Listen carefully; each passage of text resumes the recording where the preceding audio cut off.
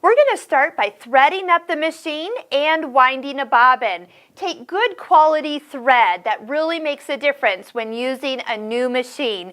The quality thread usually costs a little bit more, but it is worth it. So if you have older threads from, say, Grandma's old machine, not the best thing to put on your brand new sewing machine. So keep that in mind. Quality thread makes a difference for everything you're doing. Go ahead and raise this up and put your spool of thread on it. To wind a bobbin, let's just go ahead and take the empty bobbin that came in the machine on out, and we're going to follow the picture with the dotted lines for number 1 here. To wind a bobbin, we're going to use a small little button, a pre-tensioner as it's called, and we're wrapping the thread clockwise around it. And you need to make sure the thread actually gets underneath this little guy. So there's a little bit of pressure on it. That's going to help put nice even threads on the bobbin. Just take your bobbin, place it on, and again the picture is going to show you how to do that. Wrap the thread once or twice, and then underneath here there's a little cutter and holder. You can just pull, the thread will be held, and then go ahead and slide it over to the stopper. As soon as you step on the foot control, that bobbin will begin to wind. Just go ahead and wind a nice full bobbin. I'm going to put my finger on the top of this so it doesn't rattle around so much. If your speed control is at low, it's going to wind slowly. So go ahead and put that to the highest speed.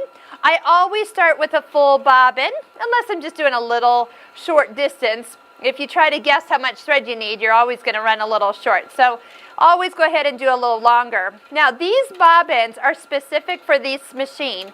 They are considered class 15 bobbins that are plastic. You can get them in metal, but don't mix and match.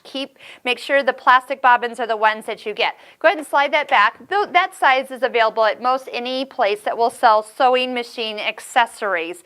Do not take bobbins from older machines that look plastic and put them in this machine. They can be different heights and different widths, and it's just not a good thing. So always keep the bobbin that you're supposed to be using.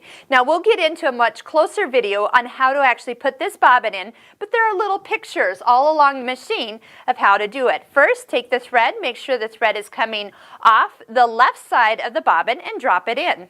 There's a little groove that you're going to follow. Put your finger on that bobbin and lay the thread through the groove with the arrows. Bring it up and over. It looks like a little roller coaster to me. Up and over and down. And at the bottom there's a little cutter. So just pull, the thread will be cut. It'll be held to the perfect length for when this machine starts to sew.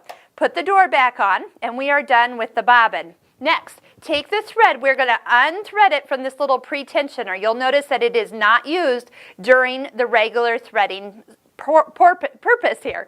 You're going to just take the thread. There's one little guide on the back side.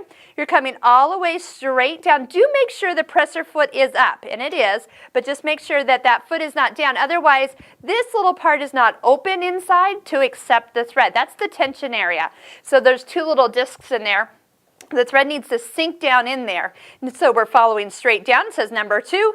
Up at number 3, and then we're going to go over the top for number 4. You're coming in on the right side all the way to the back and down on the left, and it will hook right into that take-up lever.